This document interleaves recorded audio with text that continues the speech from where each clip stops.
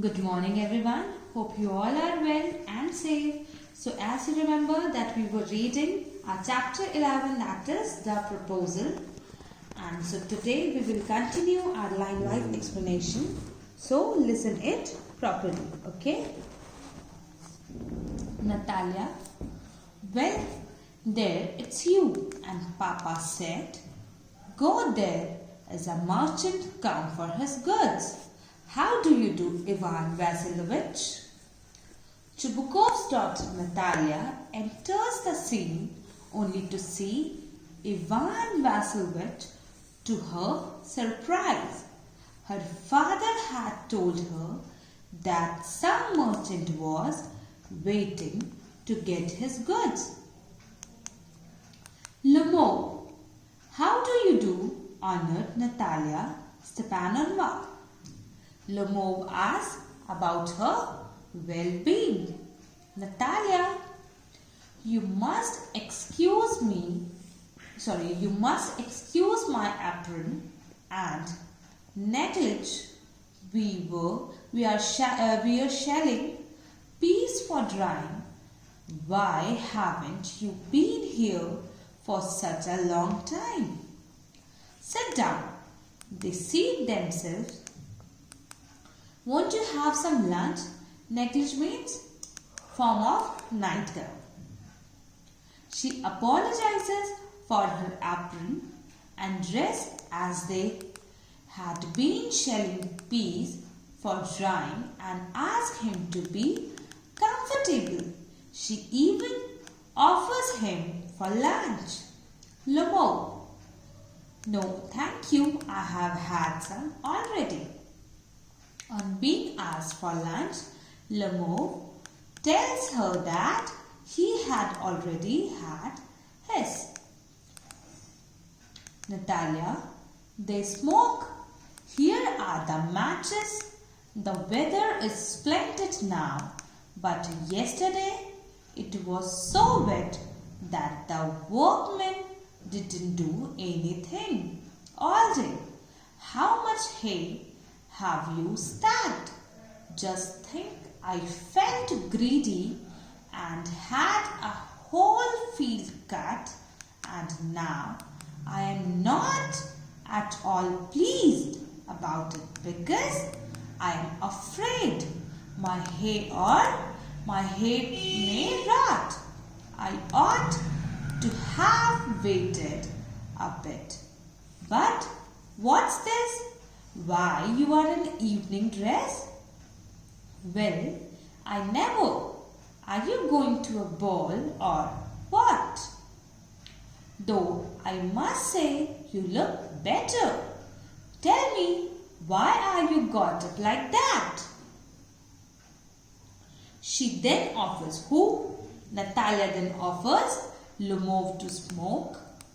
She talks about the great weather they were experiencing that day and how bad it was the previous day. That day that the workmen couldn't do anything the entire day. She starts talking about her haystack and how she had been greedy enough to get the entire field cut, which is worrying her now. While talking, she suddenly notices his dress and guesses if he is going for the ball. She compliments him and asks him the occasion for wearing such a attire. Lemov, excited. You see, honored Natalia Stepanovna, the fact is I have made up my mind to ask you to hear me out. Of course, you will be surprised and perhaps even angry, but aside it's awfully cold. Lemov begins talking and warns her that she could be surprised or even angry upon hearing. He feels strangely cold. Natalia What's the matter? Pause. Well. Natalia asked him the matter of his concern. Lomov, I shall try to be brief. You must know, honored Natalia Stepanova, that I have long since my childhood, in fact, had the privilege of knowing your family, my late aunt and her husband, from whom, as you know, I inherited my land, always had the greatest respect for your father and your late mother. The Lomovs and the Tubakovs have always had the most friendly and I might almost say the most affectionate regard for each other. And as you know, my land is a near neighbor of yours. You will remember that my oxen meadows that your Birchwoods. Inherited means received as, and here at the death of the previous holder. Affectionate means readily feeling or showing fondness or tenderness, you could say. Oxen meadows, a land full of grass for animals to graze in. Birchwoods, a wood of birch trees. Lomov tries to be brief in his approach. He begins by recalling the good relations between both of their families from the beginning. His late aunt and her husband respected Natalia's parents. He even mentions that their lands are neighbors to each other and his oxen meadows touches their birchwoods. Natalia, excuse my interrupting you. You say, my oxen meadows? But are they yours?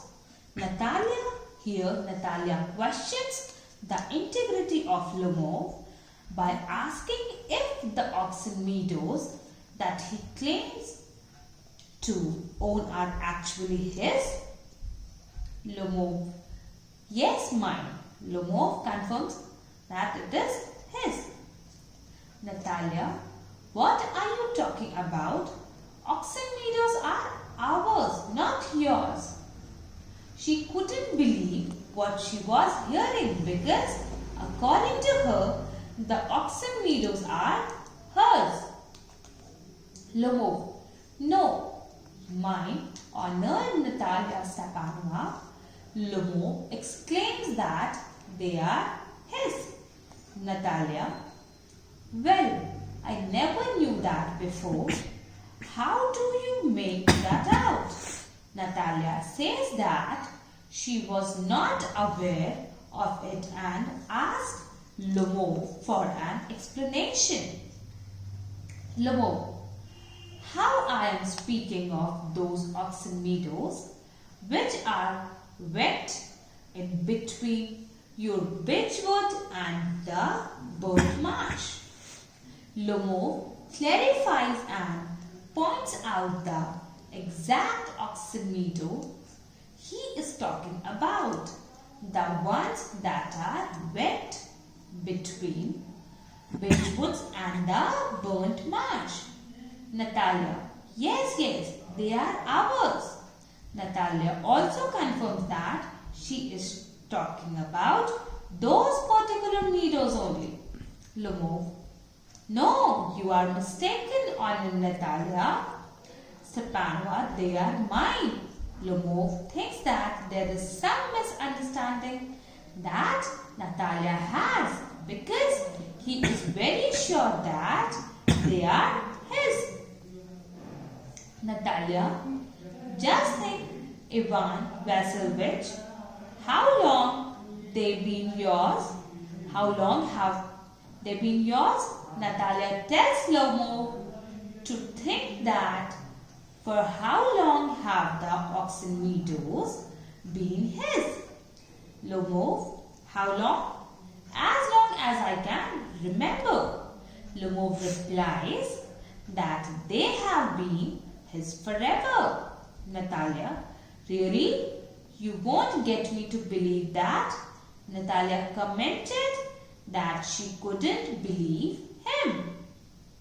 Lomov, but you can see from the documents on Natalia Stepanova, oxen meadows, it's true, were once the subject of dispute, but now everybody knows that they are mine. There is nothing to argue about. You see, my aunt's grandmother gave the free use of these meadows in perpetuity to the peasants of your father's grandfather in return for which they were to make bricks for her. The peasants belonging to your father's grandfather had the free use of meadows for 40 years and had got into the habit of regarding them as their own. What had happened then? Perpetuity means the state or quality of lasting forever. Lomov mentions that he has proved that the land belongs to him. He even highlights that once oxen meadows were a disputed property, but the issue had been resolved and they are now his. He goes back into its history and specifies that his aunt's grandmother had given the free use of these meadows in perpetuity to the peasants of her father's grandfather. According to him, it was given for 40 years. And the peasants got in the habit of regarding it as their own. Natalia, no, it is not at all like that. Both grandfather and great-grandfather reckoned that their land extended to burnt marsh, which means that oxen meadows were ours. I don't see that there is to argue about. It's simply silly. Reckon means established by calculation. Natalia disagrees. Since childhood, she has heard from her grandfather and great-grandfather that their land extended till the burnt marsh. She completely trusted them and doesn't see any point in arguing about its ownership. Lomov, I will show you the documents. Natalia Stepanova. Lomov insists on showing her the proof. Natalia, you are simply joking or making fun of me. What a surprise. We have had the land for nearly 300 years and then we were suddenly told that it is not ours. Ivan Vassilevich, I can hardly believe my own ears. These meadows are not worth much to me. They only come to 5 descendants and are worth perhaps 300 rubles, but I can't stand unfairness. Say what you will. I can't stand unfairness. Natalia thinks of it as some kind of joke because she believes that the land is theirs since past 300 years and now someone comes claiming it to be his property, although the land is not of much worth, only around 300 rubles. But Natalia is highly disappointed by the unfairness. Lomov, hear me out. I implore you, the patience of your father's grandfather, as I have already had the honor of explaining to you. Used to bake bricks for my aunt's grandmother. Now my aunt's grandmother wishing to make them a pleasant. Implore means beg someone earnestly to do something. Lomov begs Natalia to at least listen to what he is trying to say. He mentions that her great-grandfather's peasants used to bake bricks for his aunt's grandmother, and as he continued talking, he was interrupted by Natalia. Natalia, I can't make head or tail of all this about aunts and grandfathers and grandmothers. The meadows are ours, that's all. Natalia expresses her reluctance on listening to any of his tales. She just knows one thing, the oxen meadows are hers. Lomov, mine. Lomov says that they are his. Natalia, ours. You can go on proving it or 2 days. For 2 days on end, you can go and put on 15 dress jackets, but I tell you, they are ours, ours, ours. I don't want anything of yours, and I don't want to give anything of mine.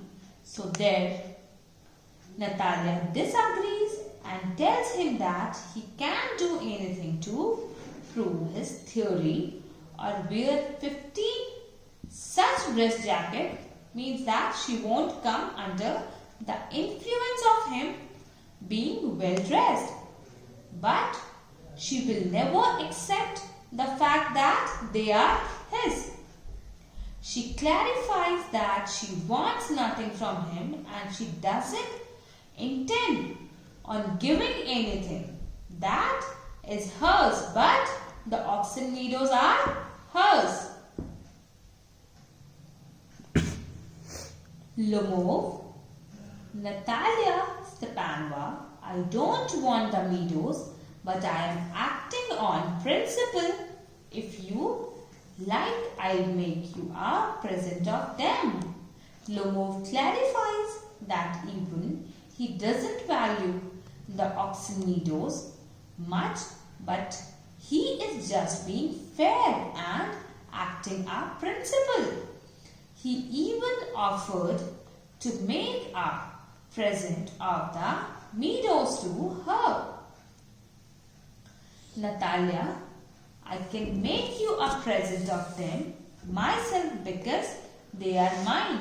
Your behavior, Ivan Vassilevich, is strange, to say the least.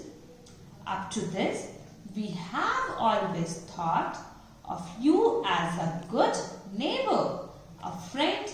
Last year we lent you our threshing machine.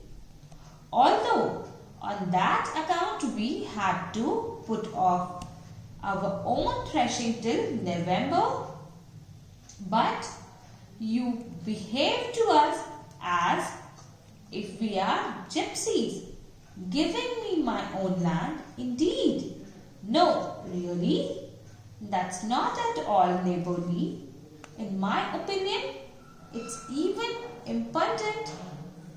If you want to know, gypsies means a group of nomadic people who travel from one place to another. Impudent, not showing due respect for another person. Natalia offers to make a present of them to him because they are actually hers.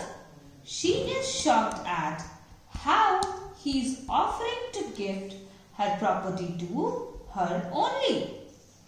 She mentions that he had been acting very strange until then. They thought of him as a friendly neighbor, but now he is not at all acting neighborly. Natalia's family offered him their threshing machine last year, even if it meant delaying their own process, but he has been treating them oddly. She feels that he is not showing due respect to them.